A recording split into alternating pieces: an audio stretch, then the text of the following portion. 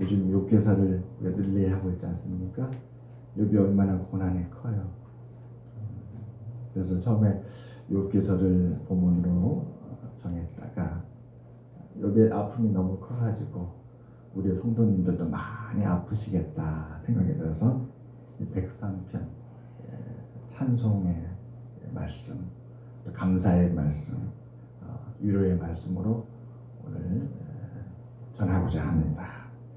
여러분, 우리 103편 3절부터 14절 말씀 한번 보겠습니다.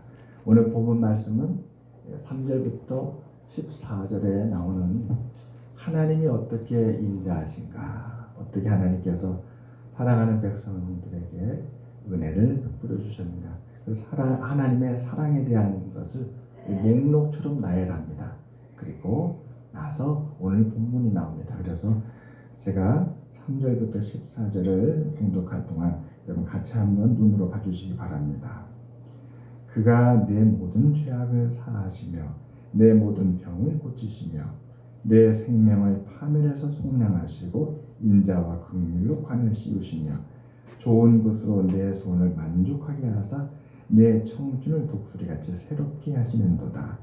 여호와께서 공의로운 일을 행하시며 억압당하는 모든 자를 심판하시는도다. 그의 행위를 모세에게 그의 행사를 이스라엘 자손에게 알리셨도다. 여호와는 긍휼이 많으시고 은혜로우시며 노하기를 더디하시고 인자하심이 풍부하시도다. 자주 경책하지 아니하시며 너를 영원히 품지 아니하시리로다. 우리의 죄를 따라 우리를 처벌하지는 아니하시며 우리의 죄악을 따라 우리에게 그대로 갚지는 아니하셨으니 이는 하늘이 땅에서 높은 같이 그를 경외하는 자에게 그의 인자심이 크심이로다.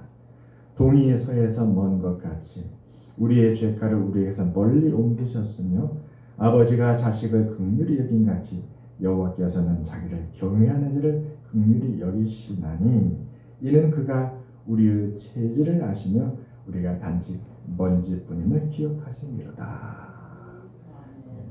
주의 인자하심이 어떠했는지를 쭉 목록처럼 열거합니다.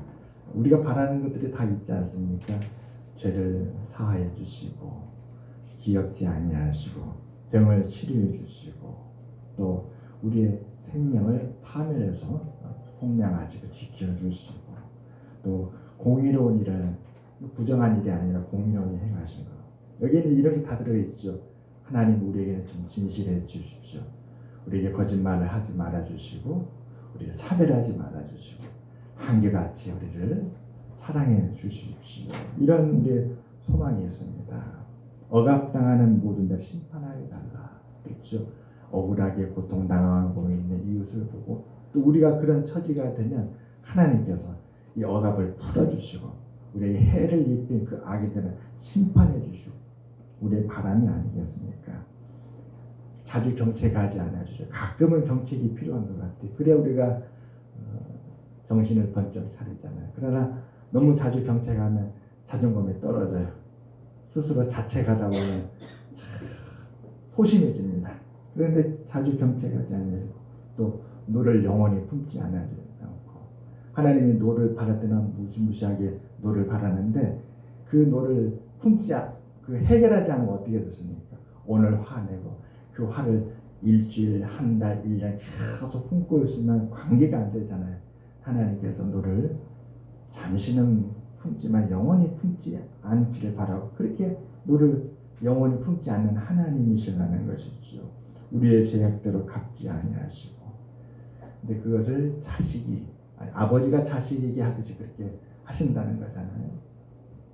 또 하나님을 경외하는 자에게 그런 긍휼을 여기시고 14절에는 그 하나님께서 이렇게 은혜가 충만한 하나님께서 하나님 방식으로가 아니라 우리의 체질을 너무 잘 알아서 우리에 맞춰서 이러한 은혜를 베풀어 주신다.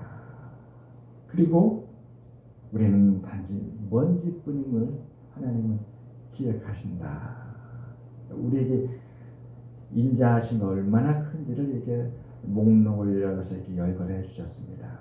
그런데 오늘 본문을 보게 되면 15절부터 뜻밖의 말씀이 나옵니다. 지금까지의 말씀과는 전혀 다른 말씀이 나옵니다. 우리 본문을 한번 보겠습니다. 인생은 그날의 풀과 같으며 그 영화가 들의 꽃과 같도다. 그것은 바람이 지나면 없어지나니 그 있던 자리도 다시 알지 못하거니와. 17절입니다. 여호와의 인자하심은 자기를 경외하는 자에게 영원부터 영원까지 이르며 그의 은은 자손에게 이르리니.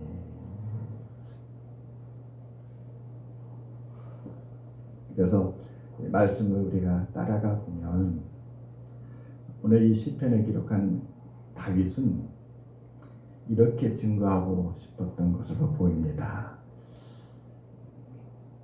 하나님의 긍휼하심과 인자하심이 이렇게 우리의 삶의 구석구석에 참으로 큰데 생각해 보니 세상과 하나님의 인자가 무엇이 다른가? 우리 인생과 하나님의 인자하심이 무엇이 다른가 곰곰이 생각해 보니 아주 중요한 한 가지가 눈에 띄었던 것 같습니다. 그것은 하나님의 인자하심은 영원하다는 것이었어요. 그것이 세상과 가장 구별되는, 정말 세상이 하나님의 인자하심에 이룰 수 없는, 비교될 수 없는 가장 핵심이었지 않나 싶습니다. 세상 사람들도 치료받기 위해서 병원에 가잖아요. 세상 사람들도 자신의 죄 문제를 해결하기 위해서 변호사를 부르지 않습니까? 세상 사람들도 어떻습니까? 억울한 일을 풀기 위해서 고소 고발을 하고 자신의 갖고 있는 모든 것을 동원해서 해결해 나가요. 세상 사람들도 자기의 삶의 문제를 해결합니다. 뿐만 아니라 인생은 어떻습니까? 인생은 수고하고 노력해서 그 인생을 아름답고 영화롭게 하잖아요. 아름답고 영화롭게. 여기 보시게 되면 하나님께서는 5절에 좋은 것으로 내 소원을 만족하게 하사 내 청춘을 독수리같이 새롭게 하시는도다. 세상 사람들도 이렇게 하고 있어요. 세상 사람들도 마음의 소원을 가지고 얼마나 그 인생을 아름답고 독수리가 날아오르처럼 그의 삶을 청춘같이 만드는지 모릅니다. 요즘은 100세 시대인데 병원에 가면 부유한 사람들은 특별 VIP 대접을 받고, 또 요즘은 서울대도 강남에 있는 엄친아들이 많이 난다고 하잖아요.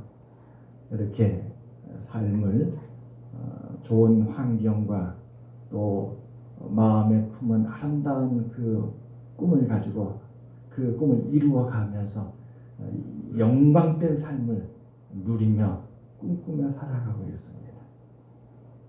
스포츠 스타들도 보게 되면 그 부모님들의 전폭적인 지지가 있었기 때문에 그렇게 스포츠 스타가 되는 거잖아요. 한 사람의 스포츠 스타를 만들기 위해서 얼마나 돈이 많이 드는지 몰라요. 그런데 그렇게 스타가 되면 어떻습니까? 온 세계 스포트라이트가 비춰지고 그의 삶은 누구나 다 부러워하는 그런 아름답고 영화로운 삶이 되잖아요. 근데 오늘 다윗이 고백을 합니다. 뭐라고 하냐면 그런 삶이 아니라 하나님의 계명과 법도를 따라서 하나님을 경외하는 믿음의 삶을 살아가는 사람들에게 정말 특별하게 다른 것이 하나 있는데, 그것은 하나님의 인자하심과 의로우심이 영원부터 영원까지, 자손에서 자손까지 간다는 거예요. 세상의 아름다움과 영화로움은 오늘 풀과 같고 들의 꽃과 같다고 하였습니다. 제가 한번 상상을 해봤어요. 들의 꽃이 얼마나 아름다운가. 아름다운 들판, 초록빛으로 푸석한 들판과 그 앞을 흐르는 맑은 시냇물과 그 뒤에 병풍처럼 펼쳐진 멋진 산이 배경이 되었고 그 위에 아름다운 들꽃이 지천에 쫙 펴져 있으면 그것처럼 아름다운 그림이 없습니다. 여기는 정말로 천국과 같은 별천지구나. 정말로 아름답고 영화롭습니다. 그런데 그것의 특징은 16절 말씀처럼 바람이 지나가면 없어지나니 그 있던 자리도 다시 알지 못한다. 이걸 비유로 말씀하는 것이죠. 세상의 삶이 아무리 바라던 소원을 이루고 아름답고 영광스럽다 할지라도 바람이 지나가면 사라지는 것처럼 언젠가는 사라지는 때가 오고 또 지나가고 난 다음에 어느 누구도 그것을 다시 기억하지 못한다. 여러분 2009년 광주 올림픽에서 메달을 땄던 사람들 기억하십니까? 여러분 1979년 몬트리올 올림픽에서 금메달을 가장 많이 땄던 최고의 선수를 여러분 기억하십니까? 오늘 올림픽의 스타는 4년 후에 바뀝니다. 인생은 그 순간에는 너무나도 아름답고 영광스러워서 나도 그런 인생을 살아보고 싶다라는 마음의 부러움을 갖습니다. 아, 나도 저 사람처럼 살았으면 좋겠다. 나도 저런 인생이 되었으면 좋겠다. 그런데 오늘 시편 103편은 거기에 아주 중요한 진리를 우리에게 증거해 줍니다. 사람이 수고함으로 만들어냈던 그 아름다움과 세상 사람들이 누리고 있는 그 영광은 마치 들의 꽃과 같다. 이것을 잊지 말라는 것입니다. 그러나 우리가 섬기고 사랑하고 우리가 믿고 의지하는 그 하나님은 그 인자하심과 그 의로우심이 변함없고 우리 당대에만 있는 것이 아니라 우리 자손에게까지도 이어지고 뿐만 아니라 하나님께서 약속하신 그 사랑은 영원까지라는 거예요. 바람이 불어서 우리에게 있는 것들이 다 사라진다 할지라도 하나님은 변함없이 그 자리에 계십니다. 오늘 우리가 욥기서를 읽으려 하고 있는데 욥기서 오늘이 몇 장이죠? 14장이었나요? 14장.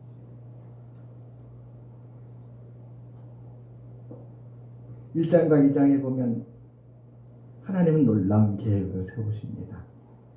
사탄에게 내가 자랑하는 내 종 욥, 그가 인생이 부러워하고 즐거워하는 그 모든 것들을 너가 다 바람이 불면 시들어서 사라지는 것처럼 다 사라지게 해보아라.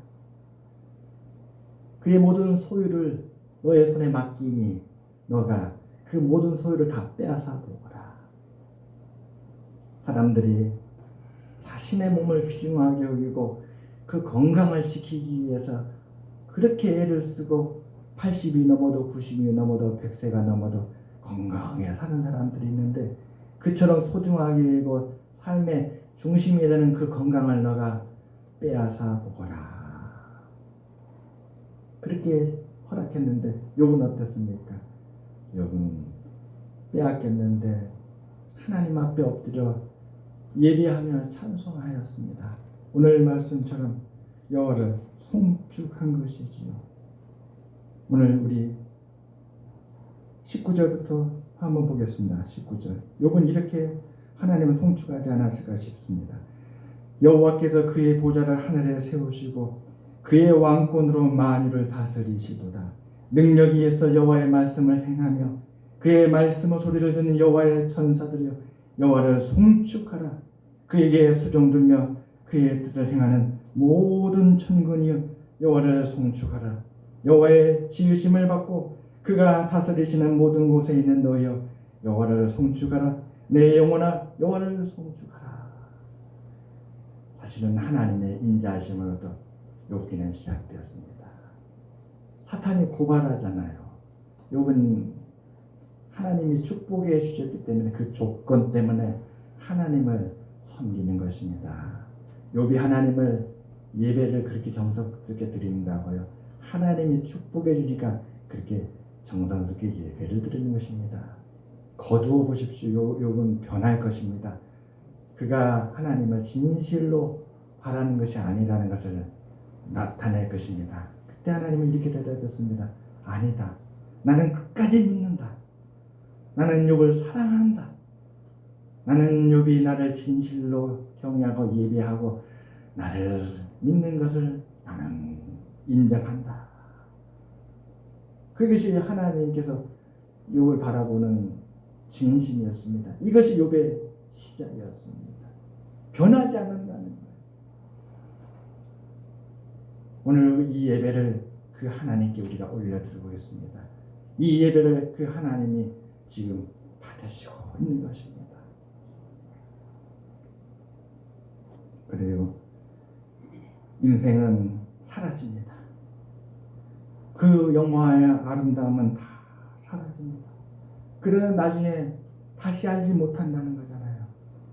잊어버린다는 걸 얼마나 쓸쓸하고 가슴 아픕니까?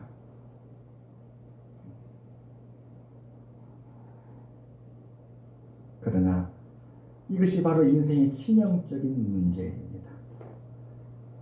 만일 그 영화가 사라지지 아니하고 인생의 아름다움이 변하지 않는다면 가난하게 사는 사람들은 정말로 희망이 없는 거예요. 고통 가운데 살아가고 있는 사람들은 정말 희망이 없어요. 그러나 가난하고 고통 가운데 있고 남들이 부러워하는 삶이 아니시라도 희망이 있습니다. 그것은 하나님의 인내하심이 영원하다는 것입니다. 오늘이 내일은 바뀔 수 있다는 거예요. 뿐만 아니라 오늘도 바뀌어요. 어떻게 해요? 우리 심령으로부터 바뀌는 거예요. 우리의 마음으로부터 바뀌어요.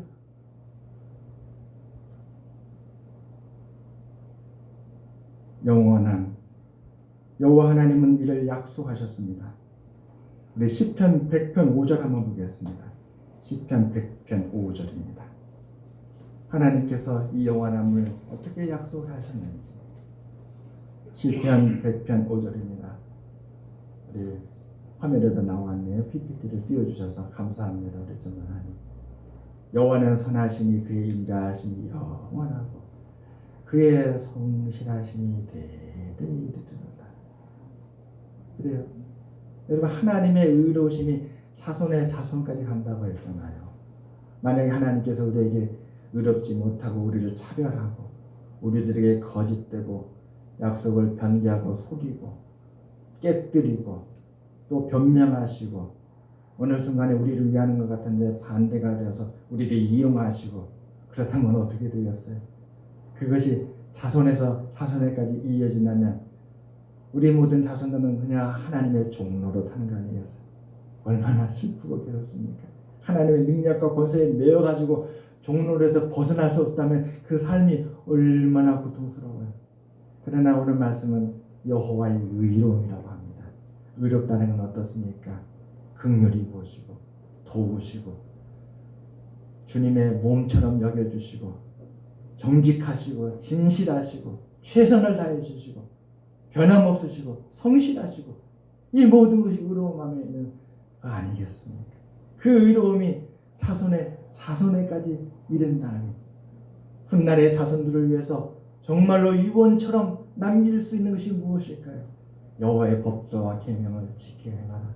그러면 하나님이 크게 기뻐하사 여호와의 의로움이 자손에서 자손까지 이른다고 하더라.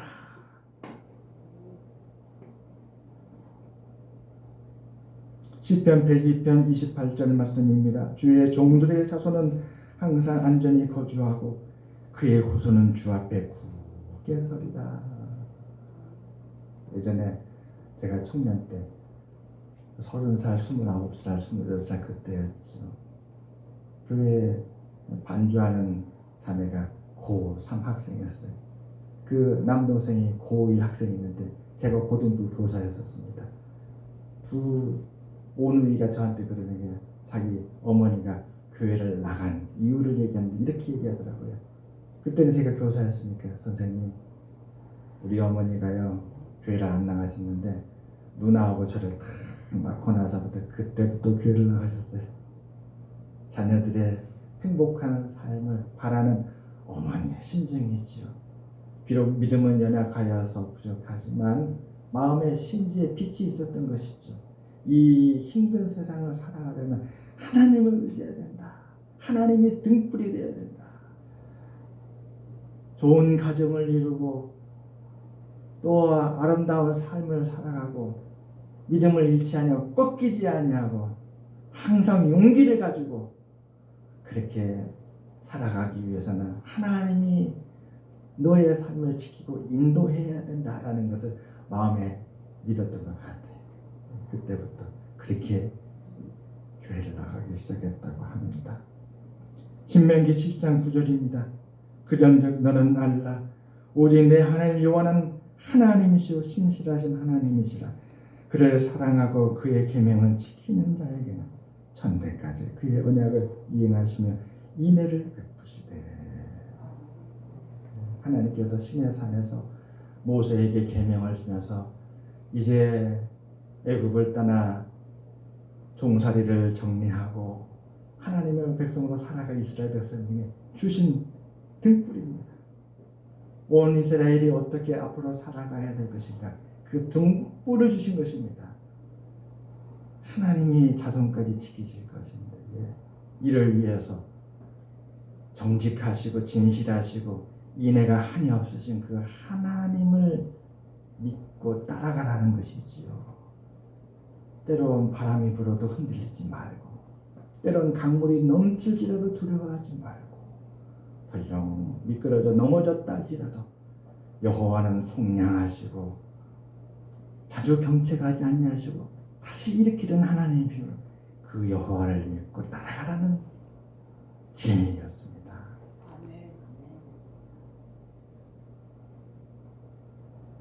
그리하여서 오늘 이 시편 103편은 전체적으로 마지막으로 우리에게 정리해서 이렇게 증거합니다. 하나님을 송축하는 인생이 되라. 하나님을 송축하는 영원한 인생에 대해서 이 시편 103편은 우리에게 증거하고 있습니다.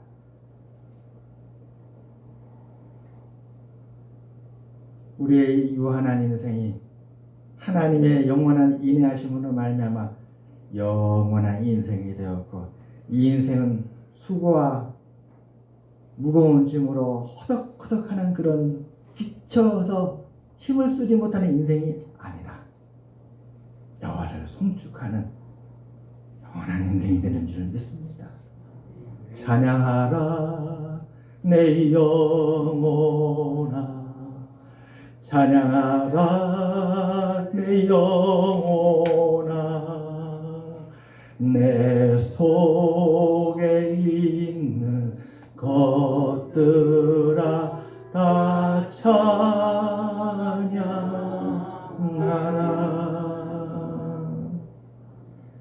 시편 42편 8절입니다. 낮에는 여호와께서 그의 인자하심을 베푸시고 밤에는 그의 찬송이 내게 있어 생명의 하나님께 기도하리로다. 여러분, 얼마나 아름다운 인생입니까? 낮에는 여호와의 인자하심을 맛본다는 것이죠. 여러분, 우리가 낮에 고단하게 일할 때에 어느 순간 잠깐 빛이 비칩니다. 5초, 10초, 한 1분에서 2분? 그런데 그 빛이 하나님의 손길이었다면 우리의 고단한 하루의 삶을 일으키는데도 충분합니다. 내가 정말 도움이 필요했어요. 너무 무거웠어요. 그런데 하나님께서 어떻게 천사를 보냈는지, 하필 그분이 왜 그 시간에 그 자리를 지나게 됐는지 만나게 되었고 그분에게 도움을 요청했습니다. 너무 무겁습니다. 도와주세요. 이 무거운 것 때문에 지금 어깨가 빠지려고 합니다 할 때 그분이 하필 그 자리를 지나가다가 도움이 되어서 그걸 들어줄 때 우리 마음속에 어떤 빛이 들어옵니까? 하나님의 천사였구나. 이 시간에 나의 고단함과 어려움을 아시고 하나님께서 이 짧은 시간에 내게 도움의 은혜를 베풀어 주셨구나. 밤에는 그의 찬송이 내게 있고 생명의 하나님께 기도하리로다. 이 삶은 얼마나 아름답고 복된 삶인가요? 이 삶은 그 아름다움과 영화가 결코 사라지지 않습니다.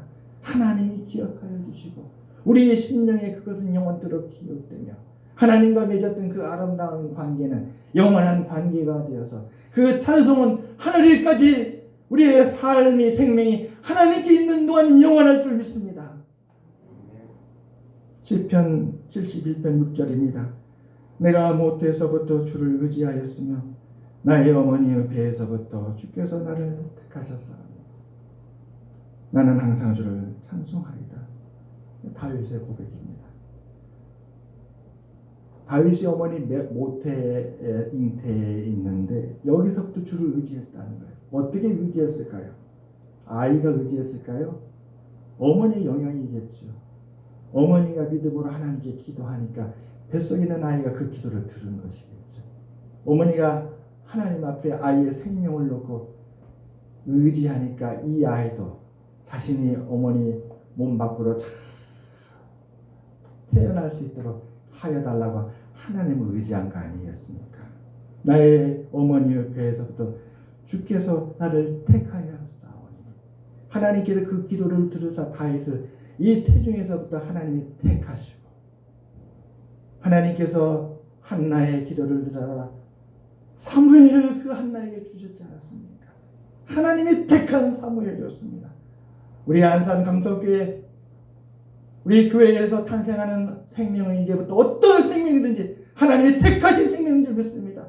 어떤 생명이든지 하나님께서 지키시고 축복해 주신 귀한 생명인 줄을 믿습니다. 아멘. 다니엘은 2장 20절에 이렇게 고백합니다. 다니엘이 말하이르되 영원부터 영원까지 하나님의 이름을 찬송할 것은 지혜와 능력이 그에게 있으므로다. 그는 총리를 몇 번을 했는지 몰라요. 그는 총리를 여러 번 했습니다. 최고의 재상이었어요. 그런에도 불구하고 그는 지혜와 능력이 자신에게 있지 않냐고 하나님께 있었다. 그렇기 때문에 그는 날마다 하나님 앞에 찬송하고 의지하고 기도했지 않나 싶습니다. 그래요. 찬송과 말씀과 기도가 우리에게 기쁨이 되고 우리에게 힘이 되기를 주님의 이름으로 축원합니다. 말씀을 정리하고 마치겠습니다. 한 학생이 사회 진출을 앞두고 평소 존경하던 노 교수님을 찾아가 어떻게 해야 바르고 가치 있는 인생길을 걸어갈 수 있을까요? 라고 물었다고 합니다. 그래 고민이 되겠지요. 이제 사회를 진출을 해야 되는데 이 사회생활을 어떻게 해야 합니까? 우리도 그럴 것입니다. 무언가 새로 시작할 때는 도대체 이것을 어떻게 해야 되는가 궁금할 거예요. 그러자 노 교수님은 학생의 등을 두드리며 이런 이야기를 들려주었다고 합니다. 행복한 나그네가 있었네.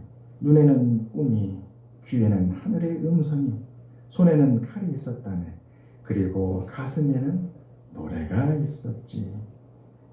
그러니까 내일에 대한 비전과 하늘의 뜻을 살피는 겸손함과 과감한 결단력과 삶에 대한 사랑, 이 네 가지가 가치 있는 인생의 조건이에요.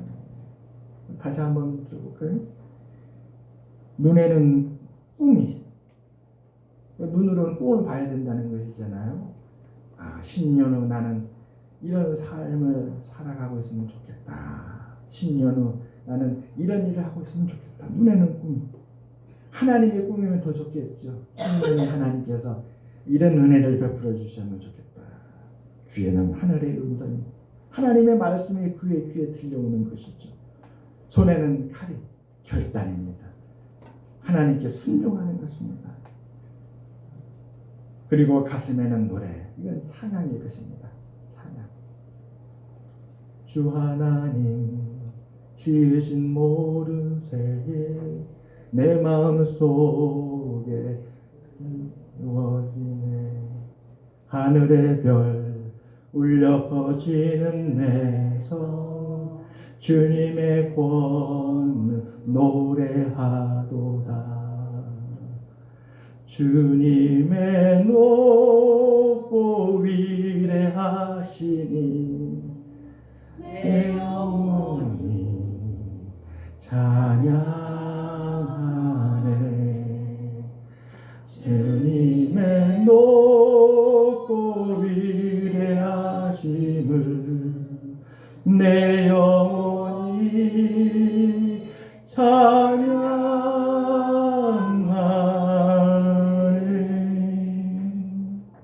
우리 가슴에 있는 하나님에 대한 사랑, 찬송이 되고 우리 삶에 대한 사랑이 되어 우리 삶을 더 행복하고 풍요로운 삶이 되게 할 것이라 믿습니다. 세상의 인생이 비바람에 사라지고 다시 기억되지 못할지라도 우리 인생을 기억하시고 영원하신 하나님께서 우리를 영원으로 인도하시기에 우리의 삶은 사라지지 않고 영원히 기억되리라 믿습니다.